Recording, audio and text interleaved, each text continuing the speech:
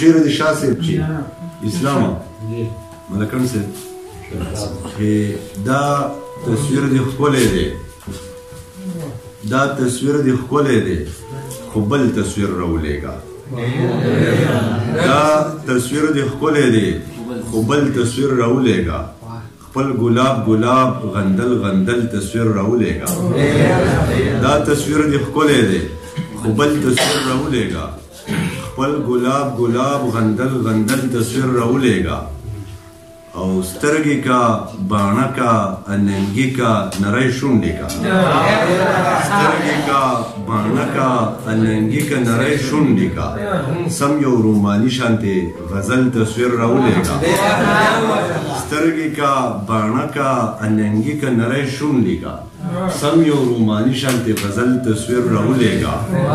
او نیم نقاب دې پورته کړه چې نیم زړه مې لمبو کړي شاه صاحب نیم نقاب دې پورته کړه چې نیم زړه مې لمبو کړي زلفې دې په مخ کړه لول تصویر راولېږه نیم نقاب دې پورته کړه چې نیم زړه مې لمبو کړي زلفې دې په مخ کړه لول تصویر راولېږه او سوې سوې زړه چې مې ټکور کمه پټی کمه سوې سوې زړه چې مې ټکور کمه پټی کمه غرونه غرونه واوري د کارګل تصویر راولېږه سوې سوې زړه چې مې پټی کمه ټکور کمه غرونه غرونه واوري د کارګل تصویر راولېږه او اوښان د خو داسې چې سپرلي در سره وخاندي ملکان صاحب اوښان د خو داسې چې سپرلي در سره وخاندي جوړ په اننګو کې د کول تصویر راولېږه او سړی کې اوښ کې پېښور د انتظار کوي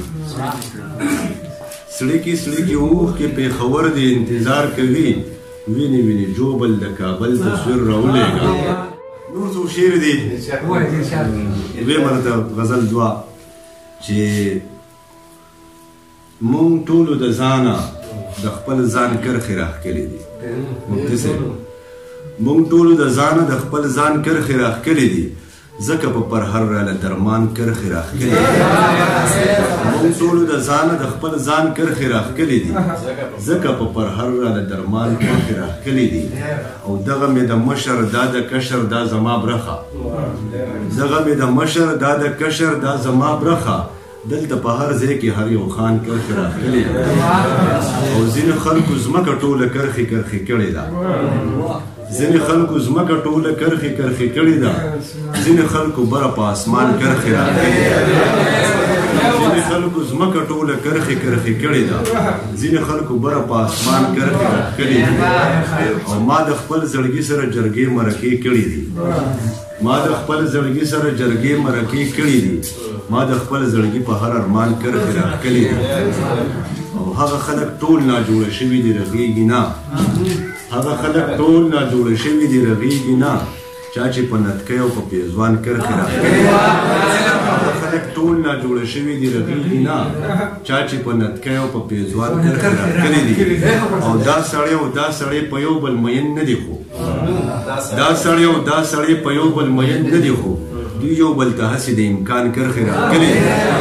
لنډ بهر دا سړی او دا سړی په یو بل مین نه دي خو دوی یو بل ته هسې د امکان کرښې راښکلې دي او مفتي صاحب د لنډ بهر څو شعرونه دي چې مونږه دا پلار خلک نه یو لا پلار خلک جاړي پېښور جاړي ټول د قندهار خلک او خپل بچي په خپله خوري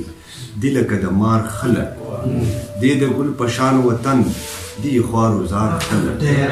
مونږ چاته حصار نشو مونږ ته د حصار خلک او ډېر ثواب یې وګټو ډېرو ګناهګار خلک یو بل ته سجدې کوو ډېر جو منځګزار خلک کار کسب یې نشته دی کار کسب یې نشته دی څوک چې دی د کار خلک کار کسب یې نشته دی څوک چې دی د کار خلک دوی ته بره مه ګورئ دوی دی د سرکار خلک دوی ته بره مه ګورئ